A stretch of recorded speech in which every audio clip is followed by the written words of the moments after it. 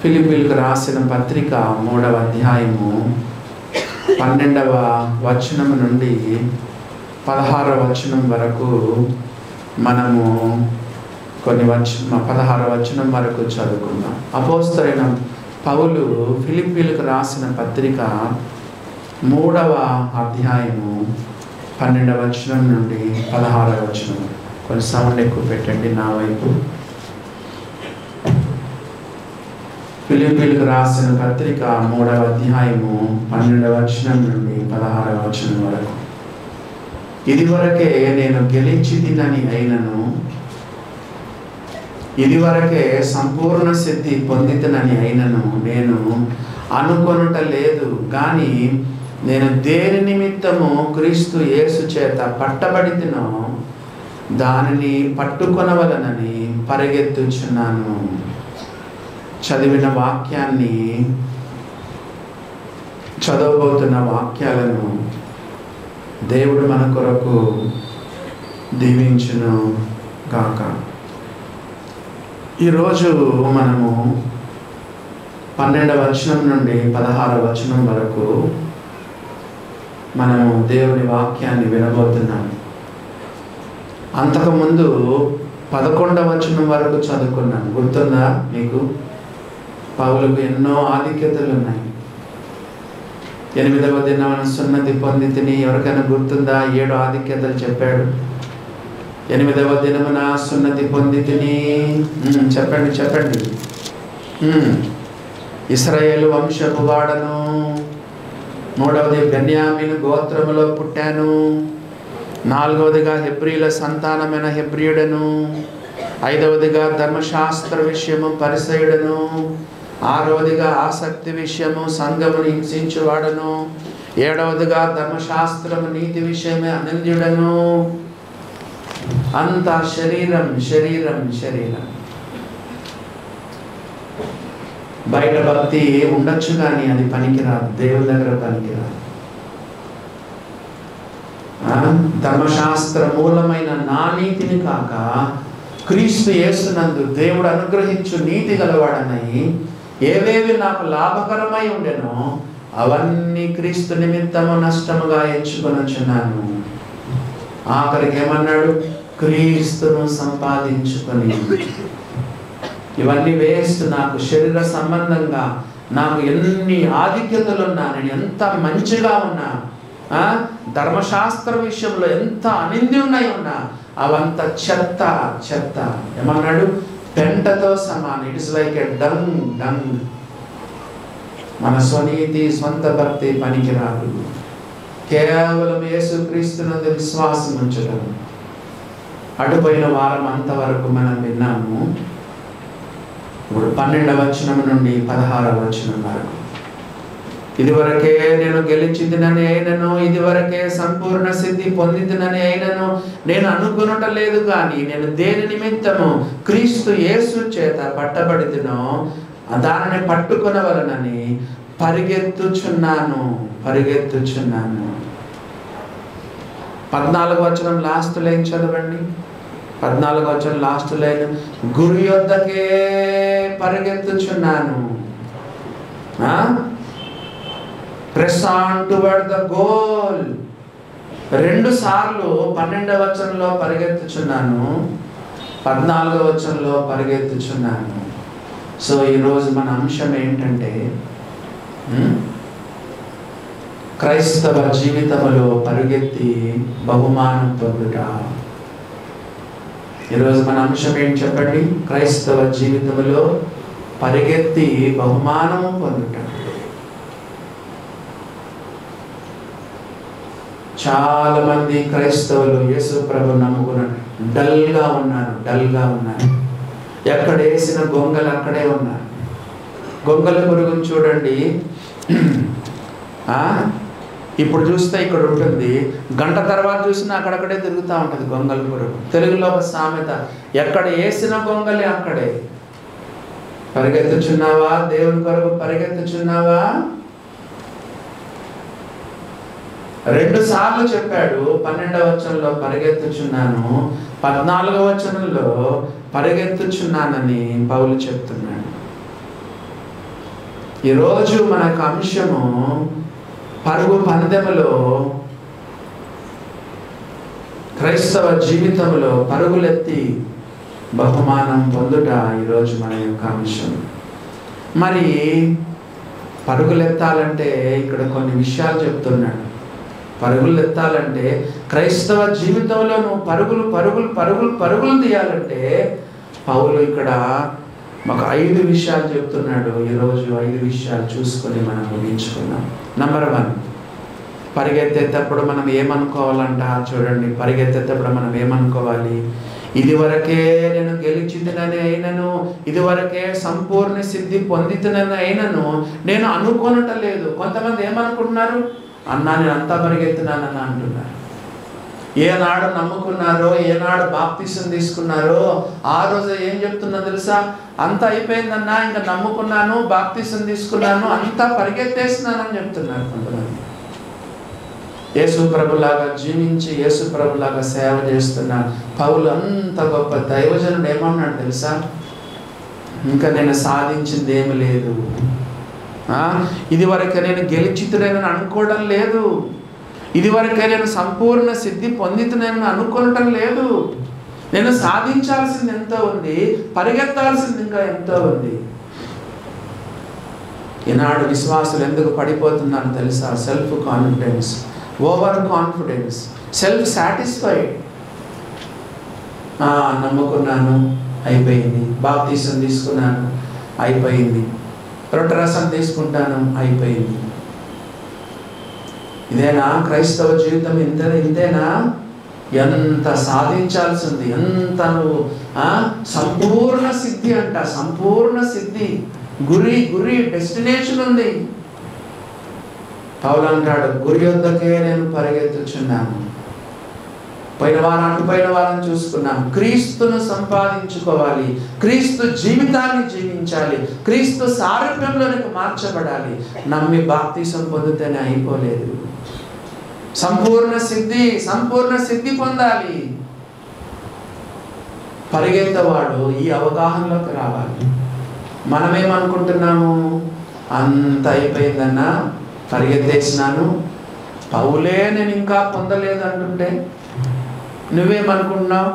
నమ్ముకున్నానన్నా, బాప్తిసం తీసుకున్నానన్నా, అంత అయిపోయిందన్నా, పరిగెత్తేసానన్నా.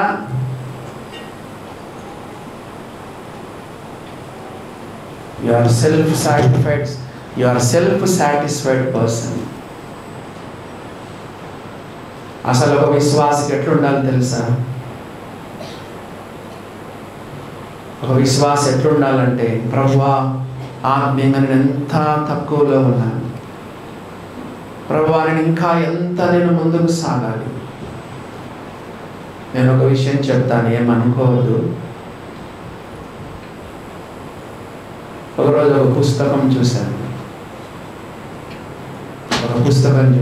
అదేంటంటే పుస్తకం పేరు ఏం పేరంటే, మహిమ నుండి అధిక మహిమను పొందొచ్చు. మహిమ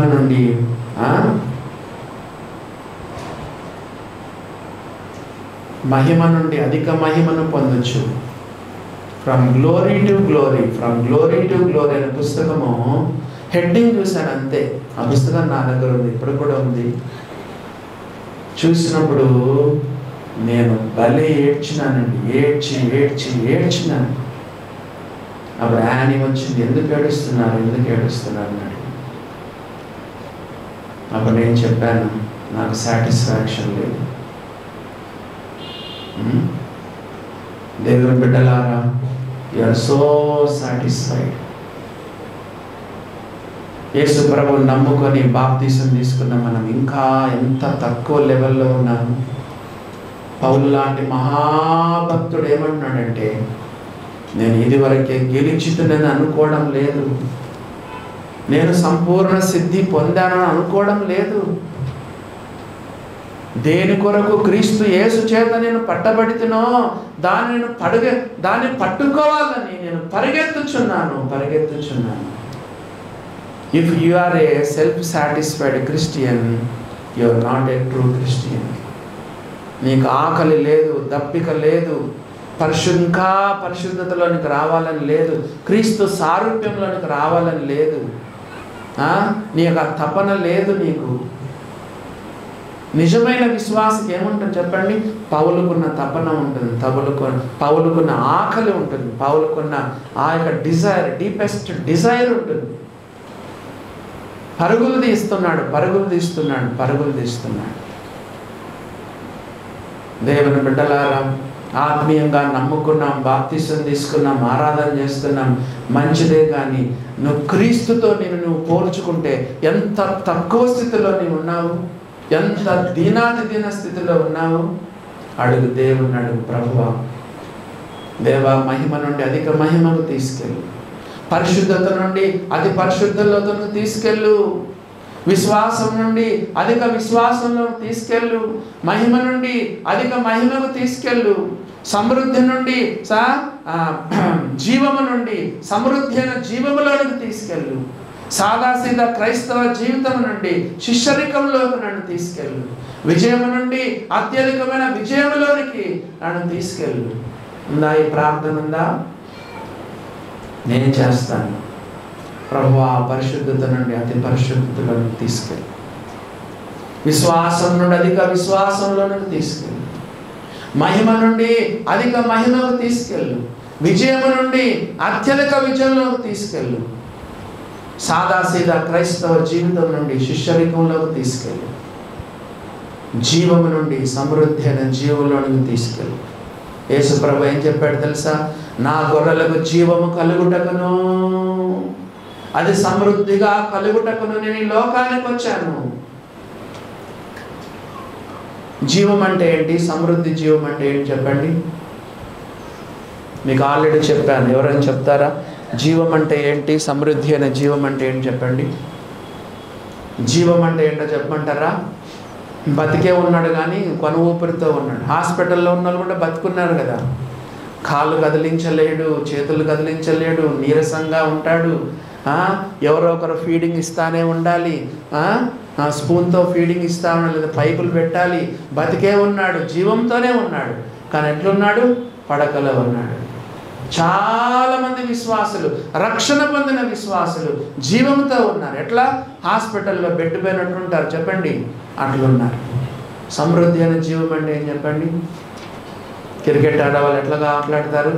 ఒక షాట్ కొడుతుంటే 4, ఒక షాట్ కొడుతుంటే 6 కదా. ఫీల్డింగ్ చేసేవాళ్ళు అటు ఇటు పరిగెత్తుతారు, ఎగురుతారు, దుంకుతారు, ఫీల్డింగ్ చేస్తారు.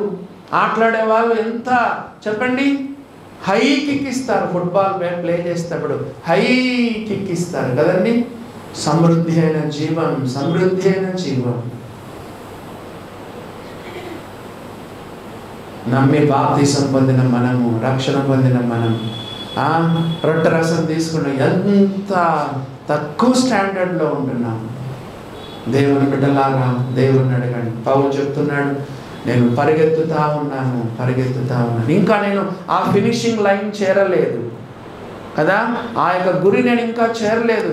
పరిగెత్తానే ఉన్నాను. నేను ఆల్రెడీ పరిగెత్తానంటే ఇంకా నీకు ఏం చెప్పాలి చెప్పండి? నువ్వు ఎందుకు గురి ఎందుకు వెళ్ళలేకపోతున్నావంటే నువ్వు భ్రమపడిపోతున్నావు. అన్నా నేను ఆల్రెడీ పరిగెత్తాను, ఆల్రెడీ నేను గెలిచాను, ఆల్రెడీ సంపూర్ణ స్థితి పొందాను అనుకున్నావు కాబట్టి నువ్వు పరిగెత్తలేకపోతున్నావు. పరిగెత్తేవాడు ఏమనుకోవాలి? ఇంకా నేను ఆ ఫినిషింగ్ లైన్ చేరలేదు, ఇంకా నేను ఆ గురి నేను చేరలేదు అనే ఉద్దేశం ఉంటే నువ్వు పరిగెత్తుతావు. కాబట్టి అది మొదటిది కదా. 5 విషయాలు చెప్పుకుందాం అనుకున్నాం కదా.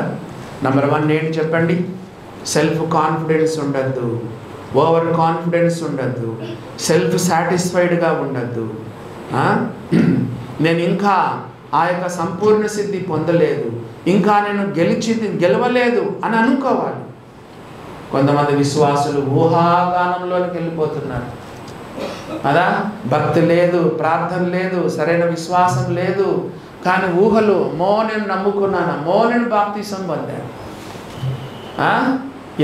ఉండేదేమో కింద, ఊహించుకునేదేమో ఎక్కడో నేను పైన ఉన్నానని ఊహించుకుంటున్నాను. పౌలు తాను ఊహించుకోవట్లేదు. పౌలు ఏమంటున్నాడు? నేను ఇంకా గెలవలసి ఉంది, ఇంకా నేను పోరాడవలసి ఉంది, ఇంకా నేను సంపూర్ణ స్థితి పొందాలి, ఇంకా నేను పరిగెత్తాలని పౌలు అనుకుంటానే ఉన్నాడని దేవుని వాక్యములు మనం చూస్తున్నాం. దీన్ని బట్టి మనకు విషయం అర్థమైంది. ఏంటో తెలుసా? సెల్ఫ్ సాటిస్ఫైడ్గా ఉండకూడదు. ఆత్మీయంగా నిజంగా ఒక రకంగా చెప్పాలంటే అసంతృప్తిగానే ఉండాలి. ప్రభువా, నేను ఎప్పుడు ఆ ఫినిషింగ్ లైన్ చేరుకుంటాను, గురిని చేరుకుంటాను, నీ సారూప్యంలోనికి ఎప్పుడు మార్చబడతాను ప్రభువా, నీలాగా నేను ఎప్పుడు మారిపోతాను ప్రభువా, నేను ఎప్పుడు ఆ స్థితికి వస్తానని చెప్పి కదా అటువంటి జీవితాన్ని మనం కలిగి ఉన్నాం. రెండవదిగా చూడండి, రెండవదిగా మనం చూస్తే ఇప్పుడు 13వ వచనం చదువుదాం. 13వ వచనం, సహోదరులారా, నేను ఇదివరకే పట్టుకొని ఉన్నానని తలంచుకొనను. మళ్ళీ అదే చెప్తున్నాడు, నేను ఇదివరకే పట్టుకొని ఉన్నానని తలంచుకొనను. మళ్ళీ అదే చెప్తున్నాడు. అంటూ ఏమన్నాడో చూడండి, అయితే ఒకటి చేయుచున్నాను. పరిగెత్తే వాళ్ళు ఎప్పుడు కూడా ఒకటే చేస్తారు. అథ్లెటిక్స్లో పాల్గొనేవారు అథ్లీట్ అంటారు. పరుగు పందెంలో పరిగెత్తే వారిని ఏమంటారు? అథ్లీట్ అంటారు. వాళ్ళు ఎప్పుడు ఒకటే చేస్తారు, రెండు చేయరు. వాళ్ళు ఎప్పుడైనా చూడండి ఒక్కదానిపైనే కాన్సన్ట్రేషన్ చేస్తారు. వాళ్ళేంటి? ఒక్కదానిపైనే, 2-3 చేయరు. అలాంటి వాళ్ళు నేను గిటార్ నేర్చుకుంటాను లేదా కీబోర్డ్ నేర్చుకుంటానని వేరే వాటిపైన ధ్యాస పెట్టరు కదా. ఫ్రెండ్స్తో ఎక్కువ సమయం గడపరు, మరి దీనిపైన ధ్యాస పెట్టరు. ఈ పరుగు పందెంలో సాధించాలనుకున్నవాడు ఒకటే చేస్తాడు. మనకు కూడా పరుగు పందెంలో నీకు ఒకటే ఉండాలి. ఒకటే పౌలు అంటున్నాడు, నేను ఒకటి చేయించున్నాను, ఒకటి చేస్తున్నాను, అంతే. దేవుని బిడ్డలారా, లేనిపోని భారాలు నీ మీద పెట్టుకోవద్దు. ఆత్మీయ జీవితంలో అన్ని నీ మీదకి వేసుకుంటే నువ్వు ఆత్మీయంగా పరిగెత్తలేవు. మార్తా అవసరమైనది ఒకటే. One thing is needful. Martha అవసరమైనది ఒక్కటే. ఇక్కడ పౌలు కూడా ఏం చెప్తున్నాడు? నేను ఒకటే చేస్తాను. ఒకటి చేయించున్నాను. నువ్వు ఎందుకు ఈరోజు పరిగెత్తలేకపోతున్నావు? అన్ని నెత్తి మీద నేసుకుంటావు కదా, అన్ని భారాలు భరిస్తావు, అన్ని నెత్తి మీద నేసుకుని లేనిపోని భారాలను చేసుకుంటావు. దేవుని పైన నీకు కాన్సన్ట్రేషన్ లేదు, ఆ గురి పైన నీకు గురి లేదు, ఆ ఫినిషింగ్ లైన్ పైన అది పరిగెత్తి దాన్ని చేరుకోవాలనేటువంటి ఆ యొక్క గురి నీకు లేదు. దేవుని బిడ్డలారా, నీకు దానిపైనే మనసు ఉంచాలి. పౌలు ఏం చెప్పాడు? ఒకటే నేను చేస్తున్నాను, నాట్ మెనీ థింగ్స్. అన్ని విషయాలు కాదు,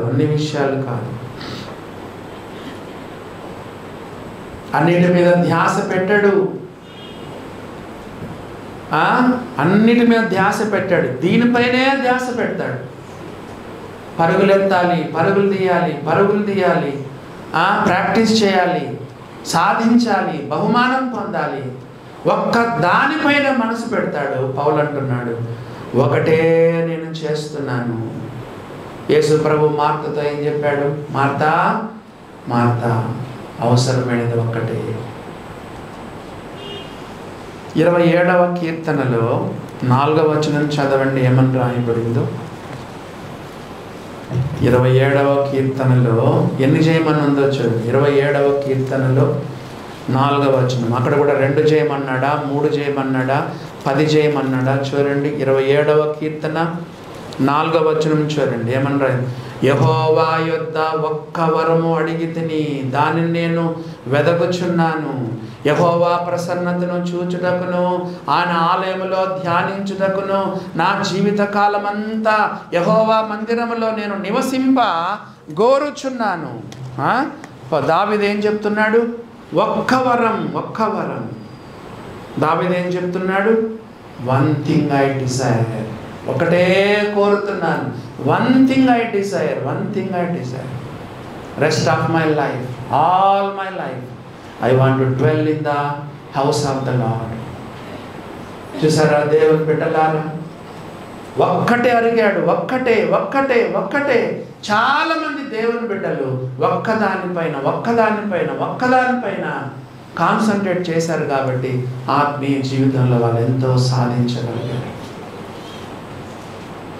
పరుగు పందెంలో ఉన్నటువంటి వ్యక్తి దానిపైన మనసు పెడితేనే నువ్వు సాధించగలవు, దీనిపైన దానిపైన. అందుకే మీరు చూడండి, వ్యాపారస్తులు కూడా 4-5 వ్యాపారాలు చూస్తే మొత్తం అన్నీ కొలాప్స్ అయిపోతాయి. బిజినెస్ కానీ ఏదైనా కానీ కదా, ఒక్కదానిపైన పౌలు చెప్తున్నాడు, నేను ఒకటే చేస్తున్నాను. ఒకటేంటది? గురి యొద్దకే పరిగెత్తుచున్నాను. 2 సార్లు 12వ వచనంలో 14వ వచనంలో 2 సార్లు చెప్పాడు, పరిగెత్తుచున్నాను, ఒకటే చేస్తున్నానని పౌలు చెప్పాడు. 3వదిగా చూడండి, ఆత్మీయ జీవితంలో పరుగులెత్తేవాడు చేయాల్సిన 3వ పని ఏంటో చూడండి. 13వ వచనం చదువుతున్నాను. సహోదరులారా, నేను ఇదివరకే పట్టుకొని ఉన్నాను, తలంచుకొనను. అయితే ఒకటి చేయుచున్నాను, వెనక ఉన్నవి మరచి, setting aside the things which are behind.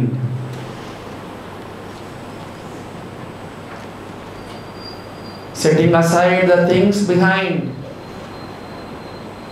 చూడండి దేవుని బిడ్డలారా, వెనక ఉన్నవి మరచి పందెపు రంగంలో పరిగెత్తేవాడు వెనకలు చూస్తే పరిగెత్తలేడు.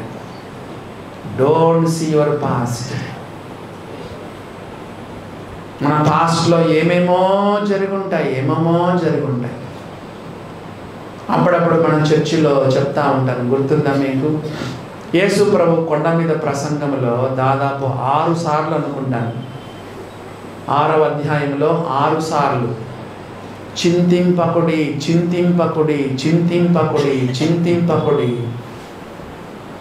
నాకు తెలిసిన మటుకు 6 సార్లు కొండ మీద ప్రసంగంలో, మత్తయి సువార్త 6వ అధ్యాయంలో చింతింపకుడి అని చెప్పి రేపటి దినమును గూర్చి చెప్పండి, రేపటి దినమును గూర్చి చింతింపకుడి అని చెప్పాడు యేసు ప్రభు. అప్పుడు మన చర్చిలో మనం ఏం చెప్పుకున్నాం? Don't worry about tomorrow. చెప్పండి, డోంట్ రిగ్రెట్ అబౌట్ ఎస్టర్డే. మన చర్చిలో మనము ధ్యానం చేసుకున్నాం, 2 సంగతులు చెప్పాను. చెప్పండి, డోంట్ వర్రీ అబౌట్ టుమారో, రేపటి దినమును గురించి చింతింపకుడి. Don't regret about yesterday. నీ జీవితంలో కొన్ని జరగకూడనివి జరిగినాయి. మర్చిపో. దేవుడే మర్చిపోయినాడంట. కొన్ని పొరపాట్లు చేసావు కదా, కొన్ని పాపాలు చేసావు కదా, నీ కాలు జారింది కదా, కన్ను జారింది కదా, చెయ్యి జారింది కదా, చేయరాని కార్యాలు చేసావు కదా, కొన్ని చెడ్డ పనులు చేసావు కదా, కొన్ని పాపాలు చేసావు కదా. అవన్నీ గుర్తుపెట్టుకుంటే మాత్రం నువ్వు పరిగెత్తలేవు. అసలు దేవుడే గుర్తుపెట్టుకోలేదు, నువ్వెందుకు గుర్తుపెట్టుకుంటున్నావు? హెబ్రీయులకు రాసిన పత్రిక 8వ అధ్యాయం, హీబ్రూస్ చాప్టర్ 8 చూడండి. హెబ్రీయులకు రాసిన పత్రిక 10వ అధ్యాయము, క్షమించండి 17వ వచనం. హెబ్రీయులకు రాసిన పత్రిక 10వ అధ్యాయము 17వ వచనం చదువుతారా? వారి పాపములను వారి అతిక్రమములను ఇకను ఎన్నటికి జ్ఞాపకము చేసుకొనను. I will remember their sins and their lawless deeds no more. వారి దోషముల విషయమై దయగలిగి వారి పాపముని కను ఎన్నడను నేను జ్ఞాపకం చేసుకొనని చెప్పాడు. చెప్పండి. వారి దోషముల 8:12 కూడా చదవండి. హెబ్రీ పత్రికలో 2 సార్లు దేవుడు రాయించాడు. 2 సార్లు దేవుడు రాయించాడు. హీబ్రూస్ 8th chapter verse 12 చదవండి. నేను వారి దోషముల విషయమై దయగలిగి వారి పాపములను ఇకను ఎన్నడను జ్ఞాపకము చేసుకొననని ప్రభువు సెలవిచ్చుచున్నాడు. I will be merciful toward their iniquities and I will remember their sins no more. చూసారా దేవుని బిడ్డలారా, దేవుడే నీ గతాన్ని మర్చిపోయినప్పుడు ఎందుకు నీ యొక్క పాత జీవితాన్ని జ్ఞాపకం చేసుకుంటావు? పౌలు పరిగెత్తేటప్పుడు ఏమంటున్నాడు తెలుసా? వెనక ఉన్నవి మరచి. నీ జీవితంలో జరగకూడనివి ఎన్నో జరిగినాయి. అప్పుడప్పుడు కొంతమంది నాకు ఫోన్ చేస్తారు. వాళ్ళు చేసిన పాపాలు కూడా నాకు చెప్పుకుంటారు. నాకు చెప్పుకోవాల్సిన పని లేదు కదండి. దేవుని దగ్గర మనం ఒప్పుకోవాలి.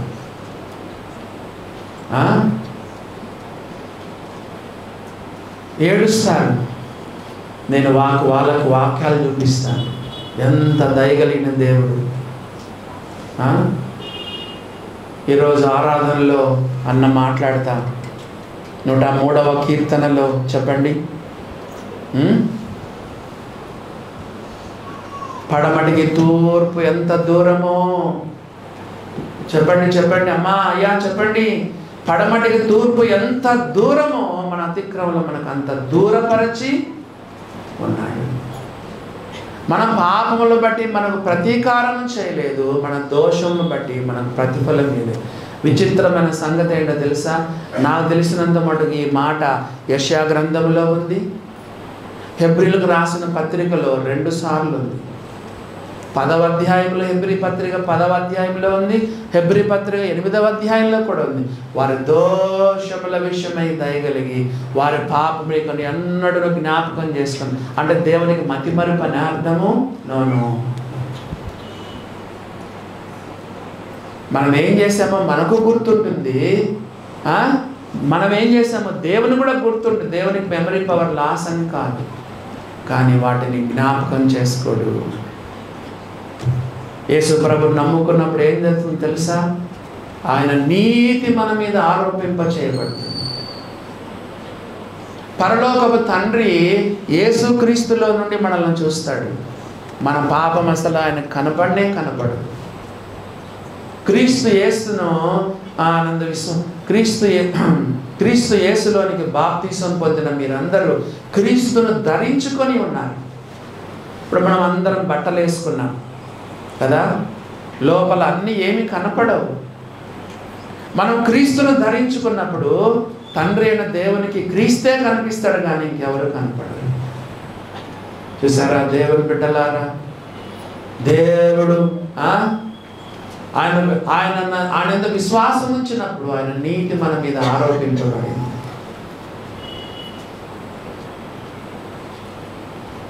వెనక ఉన్నవి మరచి ఒకవేళ వెనక ఉన్నవి మర్చిపోకపోతే మనం డీలా పడిపోతాం, డిప్రెషన్లోకి వెళ్ళిపోతాం, నీరసించిపోతాం. అయ్యో నిన్ను పాపాలు చేశానే, అయ్యో నిన్ను పాపాలు చేశానే, అయ్యో ఇలాంటి పని చేశానే, అయ్యో ఇలాంటి పని చేశానే అని చెప్పి ఎంతో డిప్రెషన్లోకి వెళ్ళిపోతాం. ముందుకు పరిగెత్తలేము. పౌలు అంటున్నాడు, పరిగెత్తుతున్నాను కానీ వెనక ఉన్నవి మరచిపోతున్నాను. ఏ భేదము లేదు, అందరూ పాపము చేసి కదా. నీ ప్రతి ఒక్కరి జీవితంలో ఏదో జరిగి ఉంటుంది. ఫర్గెట్. దేవుడే మర్చిపోయినాడు, నువ్వెందుకు జ్ఞాపకం చేసుకుంటావు? పౌలు పాస్ట్ ఏంటో చెప్పండి. పౌలు ఏమైనా మంచోడా? పౌలు కూడా తన పాస్ట్ లైఫ్ను గుర్తు చేసుకుంటే పరిగెత్తగలడా? పౌలు యొక్క పాస్ట్ లైఫ్ చదవండి. తిమోతికి రాసిన మొదటి పత్రిక 1వ అధ్యాయం 12వ వచనం నుండి చదవండి. What about Paul's past life చూడండి. పౌలు యొక్క పాస్ట్ లైఫ్ అంటే ఏంటి? గతించిన జీవితం. పౌలు యొక్క పాత జీవితాన్ని చూడండి. ఎలా ఉందో తిమోతికి రాసిన మొదటి పత్రిక 1వ అధ్యాయం 12వ వచనం, పూర్వము దూషకుడను కదా, బూతులే, మామూలు బూతులు కాదు. కొంతమంది నోరు తెరిస్తే చాలా సంస్కృతం వస్తుంది కదండి, బూతులే బూతులు. పౌలు ఎటువంటి వాడంటే దూషకుడు, హింసకుడు, హానికరుడు. తన పాస్ట్ ఎట్లుందో చూడండి, పూర్వము దూషకుడను, హింసకుడను, హానికరుడనైన నన్ను తన పరిచర్యకు నియమించి నమ్మకమైన వానిగా ఎంచినాడు. ఇంకా చూడండి 15వ వచనం, పాపులను రక్షించులో క్రీస్తు యేసు లోకమునకు వచ్చినను వాక్యము నమ్మదగినదియు పూర్ణాంగీకారమునకు యోగ్యమైనది ఉన్నది. అట్టి వారిలో నేను ప్రధానమైన పాపిని. I am the chief of all the sinners. I am the chief sinner అని చెప్పాడు. ప్రపంచంలో నేను ప్రధాన పాపినని పౌలు చెప్పాడు. ఇది ఆయన పాస్ట్ లైఫ్. పూర్వము దూషకుడు, హింసకుడు, హానికరుడు. నేను యేసు ప్రభును కొత్తగా నమ్ముకున్నప్పుడు సాతాను నా దగ్గరకు వచ్చి భలే శోధించేవాడు. నువ్వు ఏం నమ్ముకున్నావు? నీ పాపం ఎక్కడ పోయింది? చేసిన పాపం ఒప్పుకుంటేనే పోతుందా? బాబా తలకిందులు చేసేసినాడు. కొత్తగా నమ్ముకున్నప్పుడు నేను తలమునకలైపోయినాను. రక్షణ నిశ్చయిత లేక ఎంతో కంగారు పడిపోయినాను. సాతాను వస్తాడు, నీ పాపాలని గుర్తు చేస్తాడు, కలవర పెడతాడు. దేవుడు క్షమించలేదంటాడు. ఒప్పుకున్న మాత్రం పోతుందా అంటాడు. ఇంత పెద్ద పాపం పోతుందా అంటాడు. దేవుని పైన అనుమానం కలిగిస్తాడు. క్రీస్తు రక్తము పైన నీకు అనుమానం కలగజేస్తాడు. ఈ మధ్య నేను ఒక చోట సువార్త చెప్తూ వాళ్ళకు ఒక ప్రశ్న అడిగాను. ఏం ప్రశ్న అడిగానంటే, పాపాలలో పెద్ద పాపం ఏంటి అని అడిగాను. ప్రపంచంలోనే పెద్ద పాపం చెప్పండి, గ్రేటెస్ట్ సిన్ చెప్తారు ఎవరైనా? చెప్పండి చూద్దాం. ఆల్రెడీ చర్చిలో చెప్పాను. చాలామంది నోట్స్ రాసుకోరు. మెట్లు దిగిన వెంటనే వాక్యం మర్చిపోతారు. ఇంటికి వెళ్ళిన తర్వాత యథాతథ జీవితం, మారణ జీవితాలు లేవు. దేవుని వాక్యము హృదయంలోకి రావట్లేదు. దేవుని వాక్యం ప్రాక్టికల్ లైఫ్లోకి రాలేదు. నువ్వు విన్న వాక్యాలని నీ జీవితంలో అనుభవంలోకి రావాలి. లేకపోతే చాలా నష్టపోతాను మనం. చెప్పండి, ప్రపంచంలోనే పెద్ద పాపం, అతి పెద్ద పాపం చెప్పండి. చర్చలో ఆల్రెడీ మనం చెప్పుకున్నాం. చెప్పండి చెప్పండి, ఎవరి నుంచి?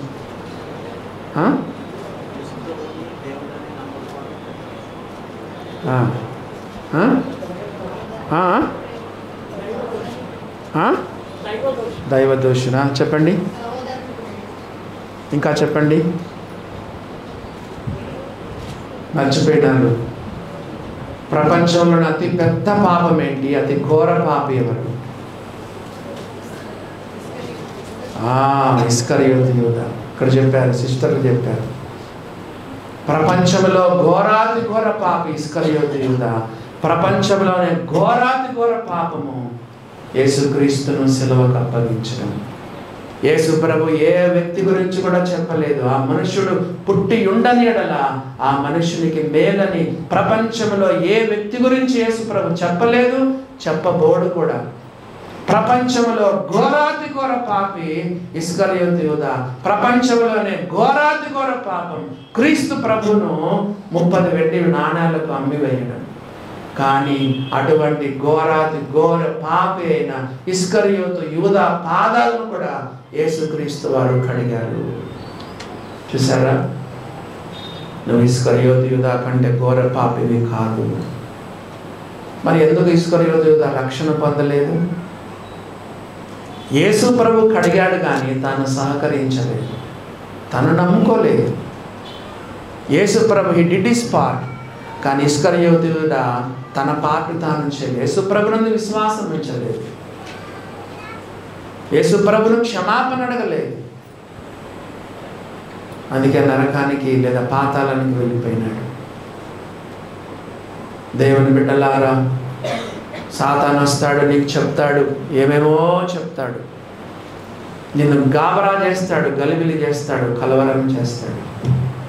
Forget about your past. నీ జీవితంలో ఏం జరిగినా కూడా ఫర్గెట్ అవన్నీ కూడా వెనక ఉన్నవి మరచు అని దేవుని వాక్యంలో రాయబడి. పౌలు తన యొక్క జీవితం ఏమైనా మంచిదా, తన పాస్ట్ లైఫ్ ఏమైనా మంచిదా? పూర్వం దూషకుడు, హింసకుడు, హానికరుడు. He is the chief sinner among all the sinners.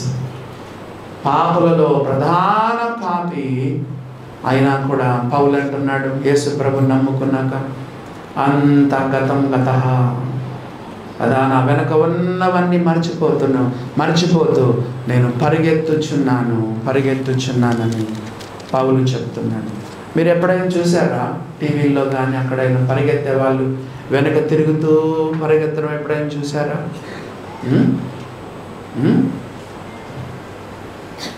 నువ్వు నీ వెనక జీవితం చూస్తే నువ్వేమవుతావు తెలుసా? డీలా పడిపోతావు. ఒక చిన్న ఎగ్జాంపుల్ మీకు చెప్తాను. యోసేపు జీవితంలో జరగకూడదు ఎన్ని జరిగినాయి చెప్పండి. అన్నలు అసూయ పడ్డారు, అన్నలు అమ్మేసినారు, గోతులో దోసేసినారు, అమ్మేసినారు. పొతిఫర్ ఇంట్లో దాసుడుగా ఉన్నాడు, భార్య నిందలు మోపింది, ఆదాని జైల్లో పెట్టినారు. తన పాస్ట్ లైఫ్ చూడండి. See your past life from the God's point of view. కదా, దేవుని దృష్టితో నీ గతాన్ని చూడు, దేవుడు నీకు మంచి భవిష్యత్తు ఇస్తాడు. See your past from God's point of view. దేవుని దృష్టితో నీ గతించిన జీవితాన్ని చూడు. ఈ యొక్క యోసేపు అట్లే చేస్తున్నాడు. తన జీవితంలో ఎన్నో మలుపులు వచ్చిన అటు అసలు ఫ్యూచరే లేదు యోసేపుకు మానవ పరంగా. కానీ దేవుడు ఆయన ఎలా తీసుకొచ్చినాడు. కాబట్టి నీ వెనకలవన్నీ నువ్వు మర్చిపో. వెనకలు చూస్తే నువ్వెంతో డిప్రెస్ అయిపోతావు. ఆ తర్వాత ఏమన్నాడో చూడండి. పౌలు ఏమని చెప్పినాడు?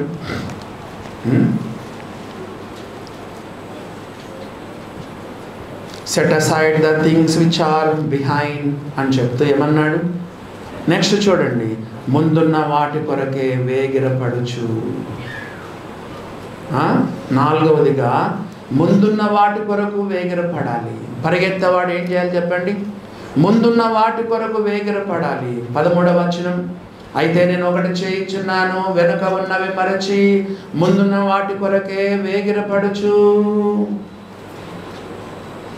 ముందు ఏమని చెప్పండి? Finishing line. మీరు ఎప్పుడైనా చూచినారా? పందెపు రంగంలో పరిగెత్తే వాళ్ళు ఆ లాస్ట్ ఫినిషింగ్ లైన్ చేరుకోవాలి. లేదా అక్కడ ఏదైనా ఉంటుంది, బెల్ ఉంటుంది, ఆ బెల్ పై ప్రెస్ చేయాలి. డెస్టినేషన్ ఉంటుంది, ఆ గురి అదా చేరుకోవాలి. పౌలు చెప్తున్నాడు, ముందున్నటువంటి వాటి కొరకై వేగిరపడుతున్నాను. ఇంకా చూడండి ఏమని రాయబడిన 14వ వచనం, క్రీస్తు యేసునందు దేవుని ఉన్నతమైన పిలుపునకు కలుగు బహుమానమును పొందవలని. There is a reward. అక్కడ ఏమని చెప్పండి? ముందు రివార్డ్ ఉంది. ఇంకేమన్నాడు? గురి యొద్దకే పరిగెత్తుచున్నానని చెప్పాడు కదా. అక్కడ డెస్టినేషన్ ఉంది అని చెప్తున్నాడు. 3:12 ఏమన్నాడు చూడండి? సంపూర్ణ సిద్ధి కదా. ముందేముంది? సంపూర్ణ సిద్ధి. 3:9 ఏముంది? క్రీస్తును సంపాదించుకోవాలి. చూసారా దేవుని బిడ్డలారా, ఇదే తన గోల్, ఇదే ఆయన డెస్టినేషన్. ఈ రోజుల్లో చాలామంది గురి ఏముందో తెలుసా? చదవండి. ఈ రోజుల్లో విశ్వాసులకున్న గురి ఏంటో చూడండి, ఒకసారి చెప్తాను. యాకోబు రాసిన పత్రిక 4వ అధ్యాయం. ఆ కాలం విశ్వాసులు ఎట్లున్నారు, ఈ కాలం విశ్వాసులు ఎట్లున్నారో చూడండి. యాకోబు రాసిన పత్రిక 4వ అధ్యాయము 13వ వచనం చూడండి. నేడైనను రేపైనను ఒకానొక పట్టణమునకు వెళ్ళి అక్కడ 1 సంవత్సరం ఉండి వ్యాపారము చేసి లాభము సంపాదించమరండని చెప్పుకొని వారులారా, రేపేమి సంభవించునో మీకు తెలియదు. మీ జీవం ఏపాటిది, మీరు కొంతసేపు కనబడి అంతలో మాయమైపోవు ఆవిరి వంటి వారే. చాలా మంది విశ్వాసులకి ఈ రోజుల్లో గురి, బైబిల్లో ఉన్న విశ్వాసులకి ఏం గురి? ఇదిగో క్రీస్తు దగ్గరికి చేరుకోవాలి, ఫినిషింగ్ లైన్ చేరుకోవాలి కదా, ఎండ్ లైన్ చేరుకోవాలి, సంపూర్ణ సిద్ధి పొందాలి, క్రీస్తు సారూప్యానికి మార్చబడాలి. ముందున్నటువంటి వాటి కొరకు వేగిరపడుతున్నాడు. ఈ తపన ఉందా? ఈ వేగిరపాటు ఉందా? ఈ ప్యాషన్ ఉందా? ఈ డివోషన్ ఉందా? పౌలు ఏం చెప్తున్నానంటే, నేను గురి యొద్దకే పరిగెత్తుచున్నాను, ముందుకే చూస్తున్నానని చెప్తాను.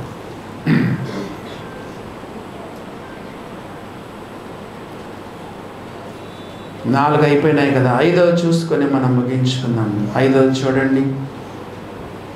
5వదిగా చూస్తే 15వ వచనం 16వ వచనం. కాబట్టి మనలో సంపూర్ణమైన వారందరము ఈ తాత్పర్యమే కలిగి ఉందము.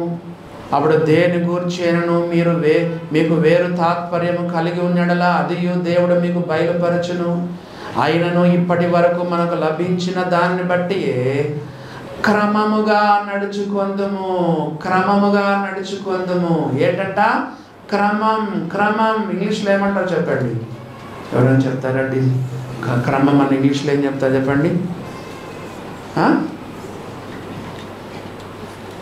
Very good, discipline. చూసారా దేవుని బిడ్డలారా, పరుగు పందెంలో పరిగెత్తే వాళ్ళు చాలా డిసిప్లిన్గా ఉంటారు. తెల్లవారుజామున లేస్తారు కదా, 5 కిలోమీటర్లు పరిగెత్తుతారు. పైన మన బ్రదర్స్ ఉన్నారు, ఎస్ఐలు దానికి ప్రిపేర్ అవుతున్నారు, పోలీసులకు ప్రిపేర్ అవుతున్నారు. పైన మన వాళ్ళు పొద్దున్నే రన్నింగ్ పోతారు. 5 కిలోమీటర్లు సాధన చేస్తారు. ఎంత డిసిప్లిన్గా ఉంటారో తెలుసా? నిద్రకి ఎక్కువ సమయం ఇవ్వరు, తిండికి ఎక్కువ సమయం ఇవ్వరు, బాడీని పెంచుకోరు. ఎవడైనా నువ్వు తిండిపోతాయినలా వాడు తన గొంతుకు కత్తి పెట్టుకొనవలెను. కొంతమంది ఇసర్రాయి అంట, తెలుసా? ఇసర్రాయి అంటే ఏంటో తెలుసా? నములుతానే ఉంటారు. ఎప్పుడైనా చూడండి, నోట్లు నములుతానే ఉంటారు. దేవుని వాక్యం కడుపు కట్టుకో, ఉపవాసం ఉండు, ప్రార్థన చేయి కదా, నీ కోరికలు నశించిపోతాయి. ఉపవాస ప్రార్థనలో శరీరం నలకొట్టబడుతుంది. ఎంత క్రమశిక్షణ అవసరం తెలుసా? స్పిరిచువల్గా, ఆత్మీయ జీవితంలో ఎంత డిసిప్లిన్ అవసరం. డిసైపుల్ అనే పదం డిసిప్లిన్ నుండి వచ్చింది. శిష్యులు అంటే అర్థం ఏంటి చెప్పండి? డిసైపుల్స్ అనే పదం ఎక్కడి నుంచి వచ్చింది? డిసిప్లిన్ ఉంది. నువ్వు ఎప్పుడు తింటావో, ఎప్పుడు పండుకుంటావో, ఎప్పుడు లేస్తావో దేవునికే ఎరక.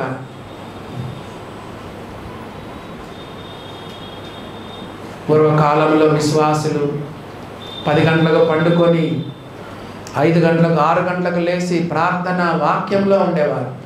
ఈ కాలంలో విశ్వాసులు 1 గంటకు పండుకుంటారు, 9ంటికి లేస్తారు. ఎందుకు? కారణం ఏంటి? టీవీ. కారణం ఏంటి? Cell phone. కారణం ఏంటి? యూట్యూబ్. కారణం ఏంటి? ఇంటర్నెట్. కారణం ఏంటి? వాట్సాప్. కొట్టిందే తిప్పింది. తిప్పి మన చర్చిలో 28 కెమెరాలు ఉన్నాయి, 28 కెమెరాస్ ఉన్నాయి కదా. అడుగడుగున జల్లడ పడతాయి మన కెమెరాలు. కొంతమంది చర్చ్ ఏందో చూస్తా, ఎప్పుడు చూసినా సెల్ ఫోన్. దేవుని బిడ్డలారా, స్పిరిచువల్ డిసిప్లిన్ మనకు చాలా ముఖ్యం. Spiritual discipline is most important. పరుగు పందెంలో పరిగెత్తే వాళ్ళు ఎంత క్రమంగా ఉంటారు. బరువును పెంచుకోరు, ఓవర్ వెయిట్ ఉండదు. తిండిలో, నిద్రలో, మాటల్లో ఎంత జాగ్రత్తగా ఉంటారు, మితముగా ఉంటారు, సాధన చేస్తారు, ఎక్సర్సైజెస్ చేస్తారు, పరిగెత్తుతారు, ప్రాక్టీస్ చేస్తారు. ఉందా? క్రమమైన జీవితం ఉందా దేవుని బిడ్డ? అందుకే ఆత్మీయంగా ఎక్కడేసిన గొంగలు అక్కడ.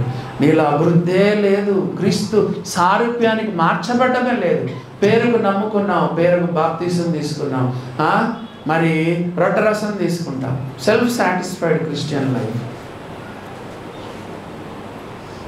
తిమోతికి రాసిన 2వ పత్రిక 2వ అధ్యాయము, 2 తిమోతి చూడండి. తిమోతికి రాసినటువంటి 2వ పత్రిక 2వ అధ్యాయం, తిమోతికి రాసినటువంటి 2వ పత్రిక 2వ అధ్యాయము 5వ వచనం చూడండి. 5వ వచనం, 2 తిమోతి 2nd chapter verse 5. మరియు జట్టి అయిన వాడు, తెలుగు బైబిల్లో జట్టి అని ఉంది కానీ ఇంగ్లీష్ బైబిల్లో పరుగులెత్తేవాడు, అథ్లీట్ అని రాయబడి. అథ్లీట్ ఎట్లా చేస్తాడు చూడండి. పందెపు రంగంలో పోరాడినప్పుడు నియమ ప్రకారము పోరాడాలంట. నియమ ప్రకారం రూల్స్ ఉంటాయి తెలుసా మీకు? రెగ్యులేషన్స్ ఉంటాయి తెలుసా? పరుగులు తీస్తా రైట్ లైన్ దాటినామనుకో మార్కులు పడతాయా? పరుగులు తీస్తా ఎడం పక్కన లైన్ దాటావనుకో నీకు చెప్పండి ప్రైజ్ వస్తుందా? పరుగులు తీస్తా పక్కనుడు నీకంటే పరిగెత్తుతున్నాడని మన కాళ్ళకు అడ్డం వేసినామనుకో కదా, నీకు బహుమానం ఉంటుందా? నియమ ప్రకారం. ఈ క్రైస్తవ రన్నింగ్ రేస్లో దెర్ ఆర్ మెనీ రూల్స్. లేకపోతే యుల్ బికమ్ డిస్క్వాలిఫైడ్. దేవుని బిడ్డలారా గమనించినారా? పౌలు చెప్తున్నాడు. ఎన్న వచనం అది? ఎన్న వచనం? 3వ అధ్యాయం క్రమముగానే 16వ వచనం. ఆయనను ఇప్పటి వరకు మనకు లభించిన దాన్ని బట్టి క్రమముగా నడుచుకుందాము. రేస్లో ఉన్నప్పుడు ఎంతో క్రమాన్ని మనం పాటించాలి. మీకు ఒక విషయం చెప్తే మీరు చాలా నిరాశపడతారు. కొంతమంది బాగా పరిగెత్తినారు, అక్కడ కూడా చేరుకున్నారు, గురికి చేరుకున్నారు. తీరా చూస్తే డిస్క్వాలిఫై అయిపోయినారు. ఎందుకు చెప్పండి? బాగా పరిగెత్తారు, అందరికంటే ఫస్ట్ వెళ్ళారు, అక్కడికి వెళ్ళారు. తీరా చూస్తే వాళ్ళని ఏమంటారు? అక్కడ రిజల్ట్స్ చదివే వాళ్ళని ఏమంటారు? వాళ్ళు ఏం చెప్పారంటే యు ఆర్ డిస్క్వాలిఫైడ్. ఎందుకు? నియమం ప్రకారం పోరాడలేదు, రూల్స్ ప్రకారంగా పరిగెత్తలేదు, ఇష్టానుసారంగా పరిగెత్తిన. క్రైస్తవ జీవితంలో ఎన్ని రూల్స్ ఉన్నాయి, రెగ్యులేషన్స్ ఉన్నాయి, అంతా నీ ఇష్టమే కదా, అంతా నీ ఇష్టమే. దేవుని వాక్యంలో ఏ నియమాలు ఉన్నాయి, ఏ రూల్స్ ఉన్నాయి పాటించను, ఒకే పరిగెత్తుతున్నాం. పౌలు ఏమన్నాడో చూడండి. తిమోతికి రాసిన కొరింథీయులకు రాసిన 1వ పత్రిక 9వ అధ్యాయంలో గాలికి కొట్టినట్టుగా పరిగెత్తడం లేదంట. చూడండి 9వ అధ్యాయము 26వ వచనం. కొరింథీయులకు రాసిన 1వ పత్రిక the epistle of Paul to first epistle of Paul to Corinthians 9th chapter verse 26. కాబట్టి నేను గురి చూడని వాని వలె పరిగెత్తు వాడను కాను. కొంతమంది అడ్డదిడ్డంగా పరిగెత్తుతూ ఉంటారు.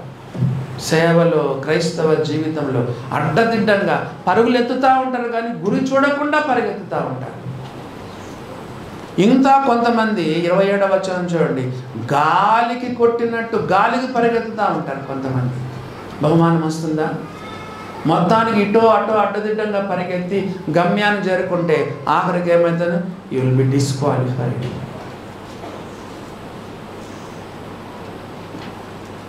దేవుని వాక్యంలో రాయబడింది, అందుకే 24వ వచనంలో ఏముందో తెలుసా? పందెపు రంగమందు పరిగెత్తు వారందరూ పరిగెత్తురు కానీ ఒక్కడే బహుమానం పొందునని మీకు తెలియదా? ఈ రోజుల్లో ఫస్ట్, సెకండ్, థర్డ్ ఉండేది. ఆ రోజుల్లో ఒక్కరికే first prize, no second prize, no third prize. పౌలు లెటర్ రాసే రోజుల్లో పరుగు పందాల్లో ఒక్కరికే ప్రైజ్ వచ్చేది.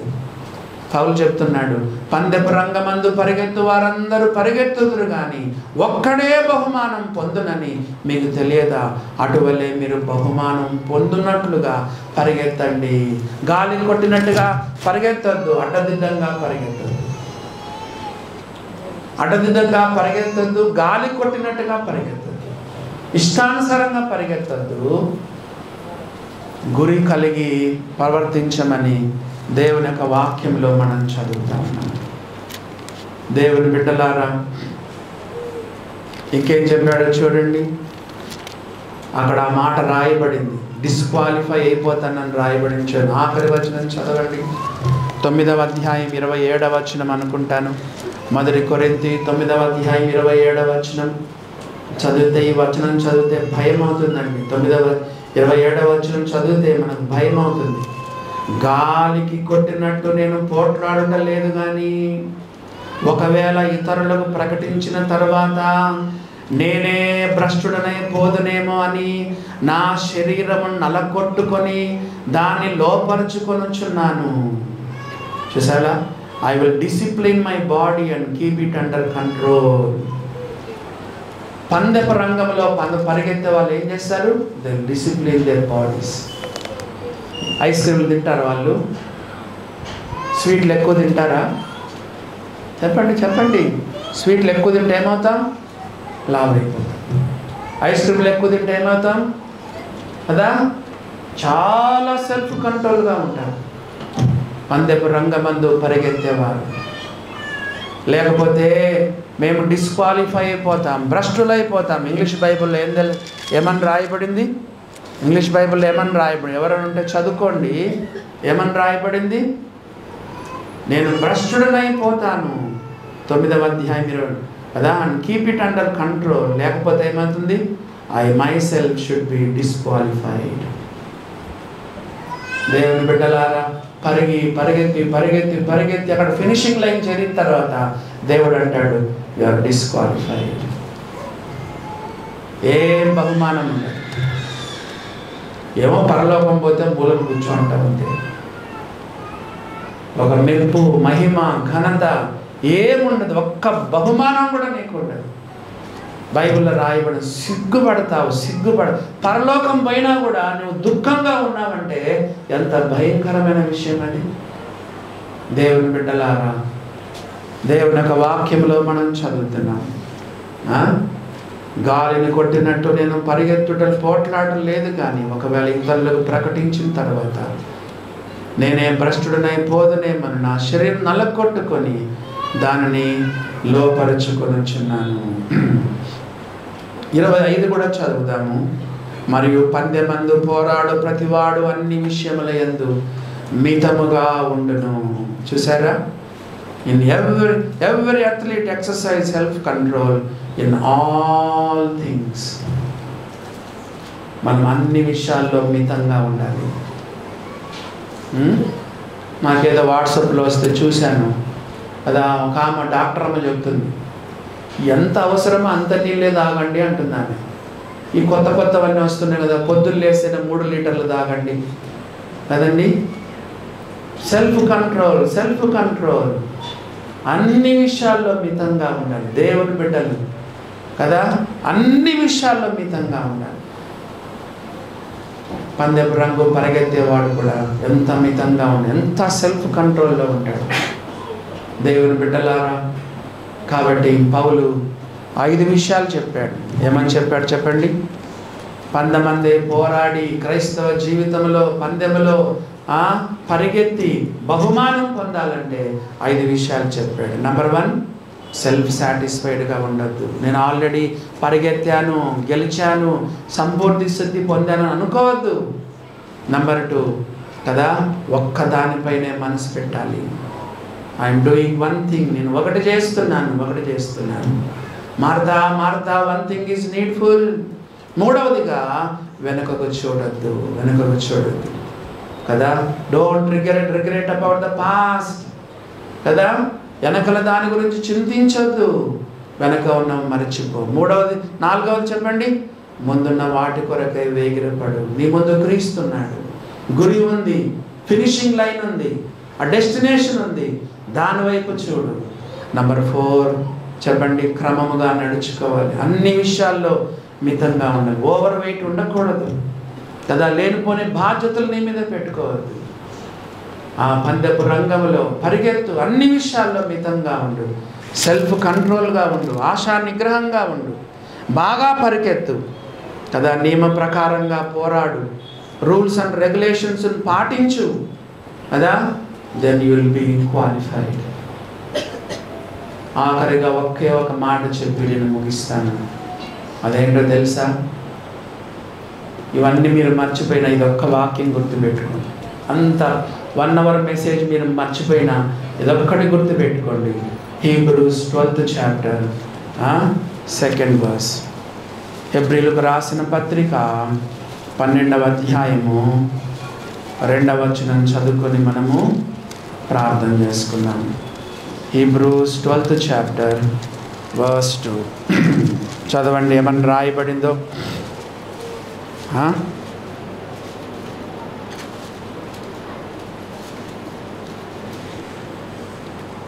ఇంత గొప్ప సాక్షి సమూహము మేఘము వలె మనలను ఆవరించి ఉన్నందున మనము కూడా ప్రతి భారమును సులువుగా చిక్కులో పెట్టు పాపమును విడిచిపెట్టి విశ్వాసమును కర్తయు దాన్ని కొనసాగించువాడైన యేసు వైపు చూచుచు మన ఎదుట ఉంచబడిన పందెములో ఓపికతో పరిగెత్తుదుము. ఎలా పరిగెత్తాలంట?